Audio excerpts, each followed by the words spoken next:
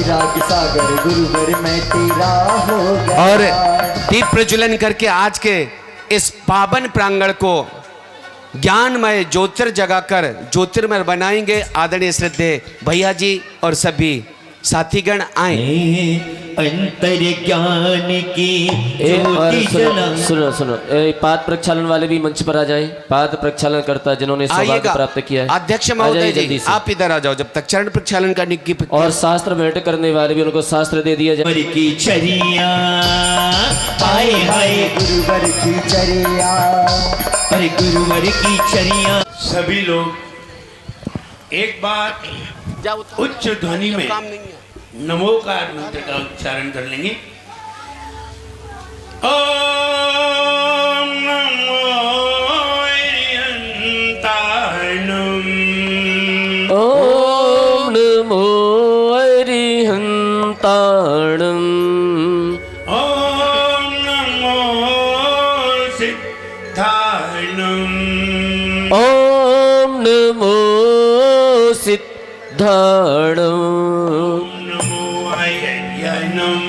ओम नमो अयर्याणम। ओम नमो अच्छायनम।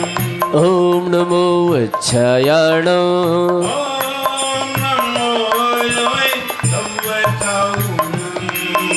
ओम नमो लोय सव सहुणो। ओम नमो लोय सवताउनम।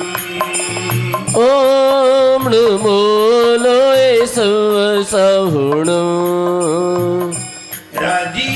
राजीमतीया प्रव्याय मोक्षे हितिं खगारा पुनरागमाया सर्वेषु जीवेषु दया दधान तमने मीनातं प्रणमामि नित्यं तमने मीनातं प्रणमामि नित्यं तमने मीनातं प्रणमामि नित्यं।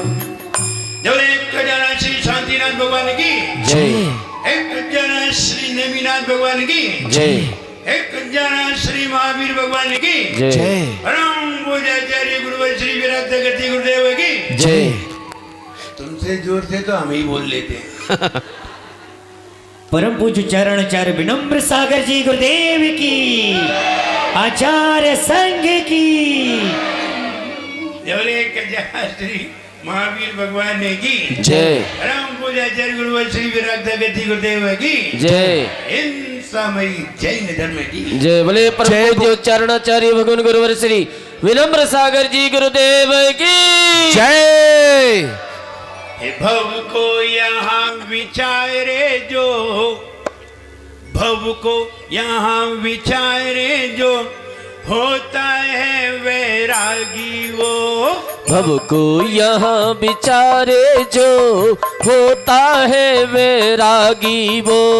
दीक्षा लेता वही अहो, दीक्षा लेता वही अहो। दीक्षा लेता वही अहो।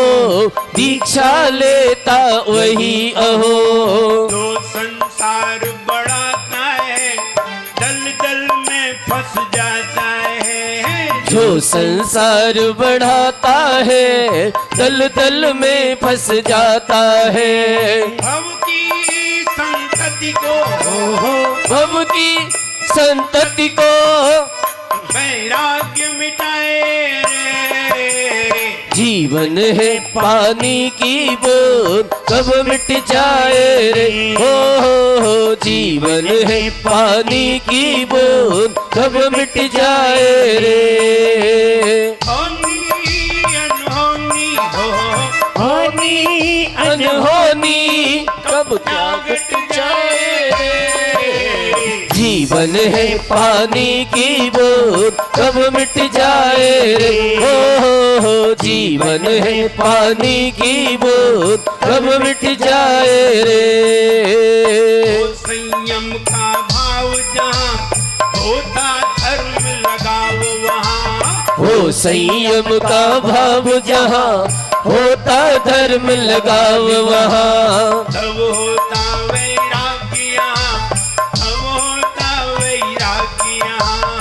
तब होता वैराग्य वहाँ, तब होता वैराग्य वहाँ। गुण पाने का भाव करे, दीक्षा वो ही भव्य धरे।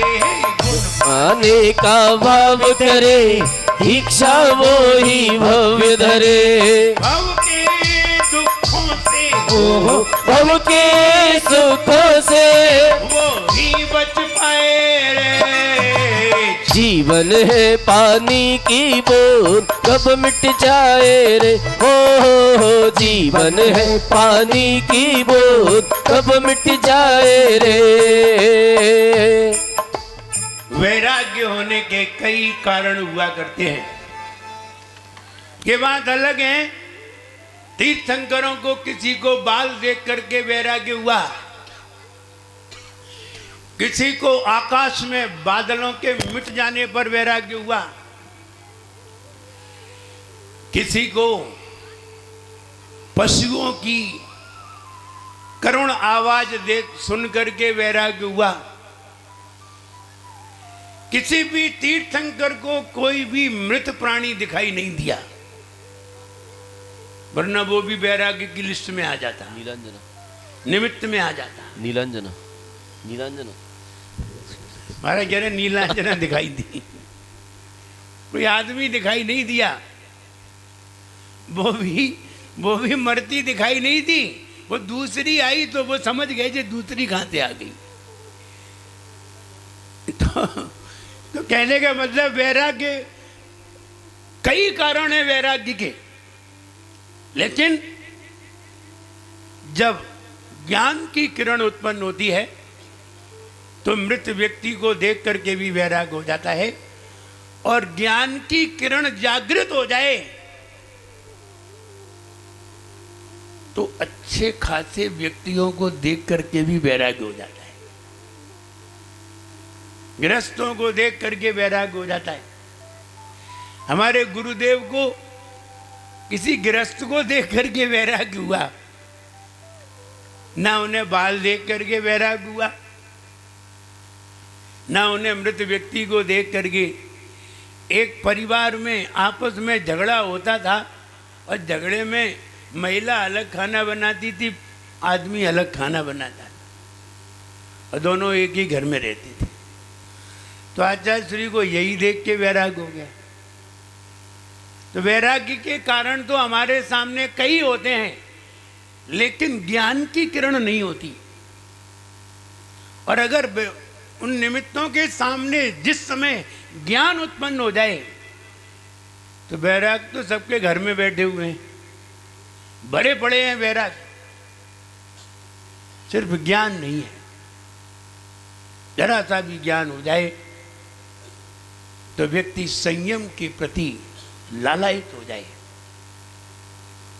भगवान नेमिनाथ जब जा रहे थे, ये मन बना के गए थे कि मुझे शादी करनी है, ऐसा मन बना के नहीं गए थे कि हमें दीक्षा लेनी है, मन बना के गए थे। ये तो बीच में पशु दिखाई दे गए और किसी की योजना थी कि इन्हें वैराग्य धारण कराओ, ये राज्य में रहे तो मेरी नहीं चल पाएगी। इस उद्देश्य से वो पशुओं को सामने दिखाया गया और उन्हें वैराग्य हो गया। कोई दूसरे व्यक्ति अपनी नीति में सफल हो गए और नेमिनाथ भगवान को वैराग्य हो गया। ऐसा कोई नियति नहीं थी कि ऐसा ही होगा, लेकिन हो गया। और ऐसी नियति भी हो तो नेमिनाथ भगवान को नहीं मालूम थी, वरना काहे के लिए बारात लेके जाती, उन्हें नहीं मालूम। भले ही उन्हें अवधि ज्ञान था, लेकिन उन्होंने अवधि ज्ञान लगाया ही नहीं, लगाया ही नहीं तो पता ही नहीं चलेगा। भाई तुम्हारे मोबाइल में नेट फिट हो और तुम चलाओ नहीं तो क्या पता है कि तुम्हारे मोबाइल में चल रहा है कि नहीं। चलाओगे तभी पता चलेगा कि नेटवर्क आ रहा है कि नहीं आ रहा है। बिना चलाए तुम नेटवर्क का पता नहीं कर सकती। ऐसे ही बिना अवधि ज्ञान के लगाए कैसे पता करेंगे। उन्होंने अवधि ज्ञान लगाया ही नहीं और उन्हें जब वैराग्य हो गया, पशुओं की करुण अवस्था को देख करके वैराग्य हुआ।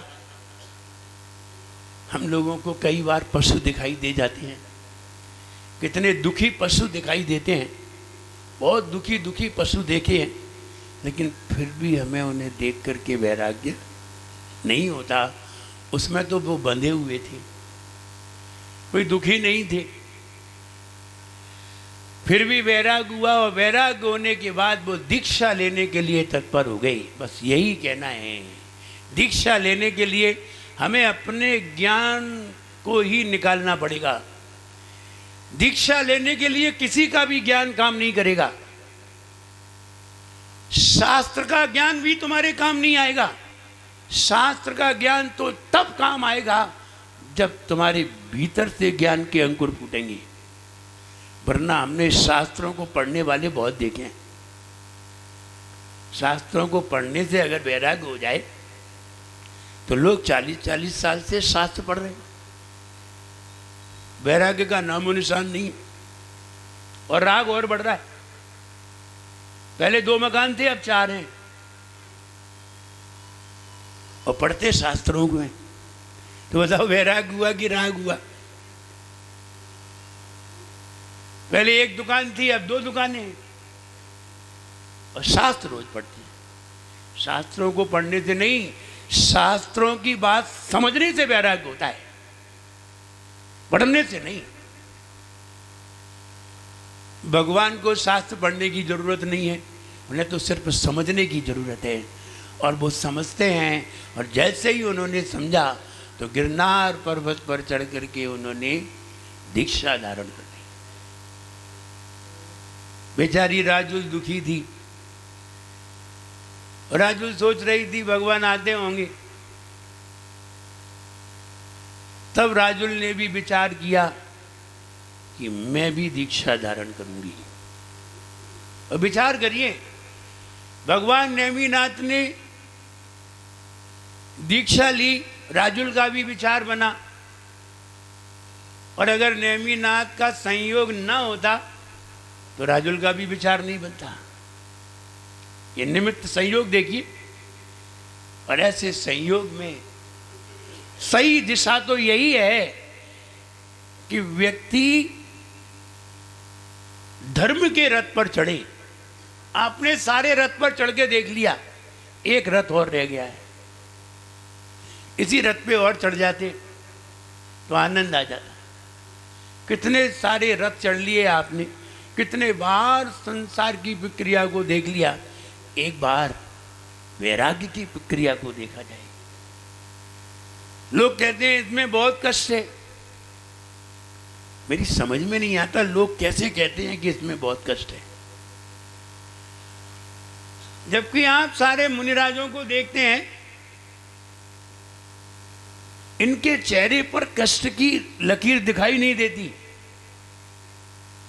और श्रावकों को देखते हैं तो इनके चेहरे पर खुशी दिखाई नहीं देती, और कहते हैं कि इसमें कष्ट है। अब पता नहीं कष्ट में कौन है। वैरागी कष्ट में होता ही नहीं है, वो जानता ही नहीं है कि कष्ट क्या चीज है। आज अध्यक्ष जी हमारे पास आए, क्या नाम है अध्यक्ष जी का? महेंद्र कुमार जी, और भी आए, इंदू जी, और 2-3 लोग और आए। बोले महाराज मेरी सेवा से आपको कोई कष्ट तो नहीं है? हमें हंसी आ गई। हंसी इसलिए आ गई कि मुझे कष्ट कहीं होता ही नहीं है, तो हम कैसे कहें कि मुझे कष्ट है? कहीं भी विपरीत स्थिति में भी हमें कष्ट नहीं है, क्योंकि हम समझते हैं अच्छे में तो सभी लोग अच्छा कर लेते हैं, अच्छे तो वो हैं जो खराब में भी अच्छा करके दिखा दें। रसगुल्ले में तो सबके मुंह पर रौनक आ जाती है, रौनक तो तब आए जब रसगुल्ले ना हो, तब समझना चाहिए। उबली लौकी हो, मूंग की दाल हो, और चेहरे पे रौनक हो, तब समझना चाहिए कि आपको कोई कष्ट नहीं है। अच्छे में तो सभी को अच्छा लगता है, लेकिन मुझे कहीं कष्ट नजर आता नहीं। और हम इतनी जगह जाते हैं, हमें कभी खराब स्थिति मिलती ही नहीं है। हमें हर जगह अच्छी स्थिति मिलती है, क्योंकि कहते हैं अगर नज़रिया अच्छा हो तो सारे नज़ारे अच्छे होते हैं, और नज़रिया खराब हो तो अच्छे भी खराब हुआ करते हैं। नेमी भगवान ने वैराग्य की ओर मुंह मोड़ा। राजुल का भी मन हुआ कि मैं भी दीक्षा धारण करूं। अभी राजुल बहन कह रही थी मैं भी अपना कल्याण करूं। बिल्कुल सही बात है, सही रास्ता यही है।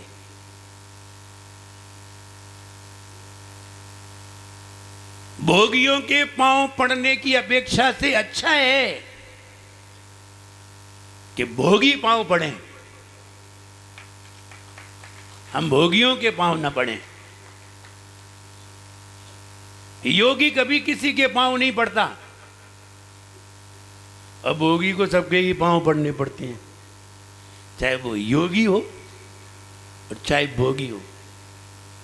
इसलिए काम ऐसे करें कि किसी के पांव तो ना पड़े। अपने पांव सब पड़े तो अच्छी बात है, और हम किसी के पांव पड़े तो मेरी बेइज्जती है। और पांव पड़े तो उसके पड़े जिसके पड़ने से व्यक्ति संसार से पार हो जाए, उसके पांव पड़ना चाहिए। भगवान ने वही कार्य किया, और ओम नमः सिद्धेभ्य कहते हुए उन्होंने दीक्षा को धारण कर लिया। हम ये कहना चाहते हैं वैराग्य का समय है और वैराग्य का दृश्य है। अभी जय निशांत जी कह रहे थे कि एक एक नियम जरूर लेना। अब पता नहीं कितने लोगों ने लिए, जरूर लेना चाहिए। एक छोटा सा नियम भी हमारे अंदर आता है, धीरे धीरे आपको संयम तक ले जाता है। यही नियम आपको पिछी कमंडल तक ले जाएगा, लेकिन जिसके अंदर नियम नहीं है वो कहीं नहीं जाएगा, वो तो संसार में ही भ्रम जाएगा। इसलिए जरूर नियम लेना चाहिए, और ऐसा नियम लें जिससे हमारे अंदर संस्कार बने। और अगर संस्कार बन जाएगा तो ये अगले जन्म में भी काम आएगा। जो व्यक्ति रात्रि में भोजन नहीं करते और जिनका आजीवन रात्रि में त्याग है, और वे तो बहुत धन्य भागी हैं जिनका रात्रि में जल का त्याग है। भोजन का त्याग करना तो सरल है, रबड़ी आदि खाना, भोजन का त्याग कर दिया, तुम तो और महंगे हो गए। पहले सस्ते थे। तो पानी का त्याग कर दो, सबसे सस्ता है पानी। सबसे सस्ती चीज का त्याग करो, महंगी चीज का त्याग नहीं करो। ऐसी करो जो फ्री में मिलता हो। तो निश्चित मानिए आप एक दिन कहीं ना कहीं संयम की राह पर जरूर आएंगे, जरूर आ जाएंगे। तो कहने का मतलब एक छोटा सा संस्कार हमें जरूर लेना चाहिए। संयम का दिवस,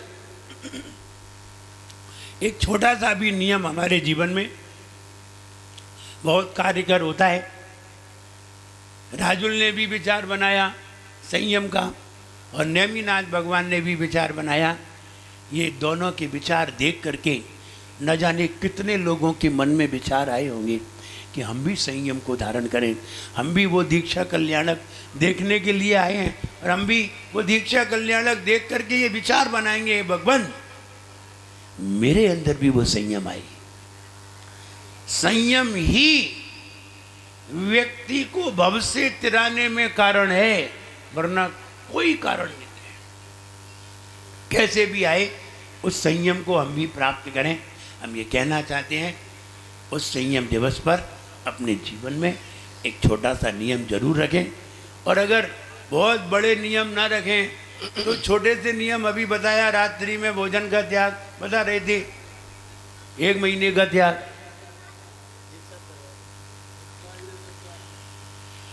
एक महीने तक रात्रि में भोजन का त्याग कौन करना चाहते? हाथ ऊंचा करिए। रात्रि में भोजन का त्याग सब लोग उठा देंगे, सब लोग उठाओ, सब उठाओ, सब। जिनका नहीं, वो नहीं करें, वो नहीं ऊपर करें, करें वो ऊपर करें, या जिनका है वो भी कर लें। जिनका पहले से वो भी कर लो, अब तो सब हो गए, सब हो गए। ये बहुत सारे लोग नहीं किए, यानी वो नहीं करना चाहते। करो करो, कोई बात नहीं। अगर रात्रि में भोजन नहीं करेंगे तो नरक कैसे जाएंगे? कौन जाएगा फिर वहां? खाली नहीं हो जाएगा वो। इसलिए रात्रि में भोजन के त्याग का मतलब है हम नरक जाने से बच गए। ये नियम का फल है। पैसा होने से नरक जरूर जाते हैं, लेकिन पैसा हो और रात्रि में भोजन ना हो तो नहीं जा सकते। धन हो, खूब वैभव हो तुम्हारे पास, और तुम रात्रि में पानी का त्याग कर दो, कभी भी नरक नहीं जाओगे। कितनी बढ़िया व्यवस्था बताइए। और पैसा नहीं हो और रात्रि में भोजन हो तो फिर जरूर जाओगे। इसलिए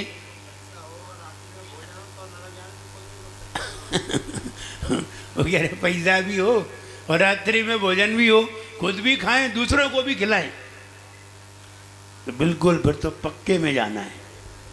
इसलिए हम ये कहना चाहते हैं, जो ज्ञान का आभूषण है वो वैराग्य है, वैभव नहीं।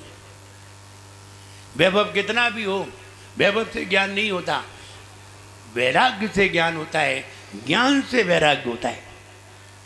इसलिए हम अपने जीवन में स्वयं समझें।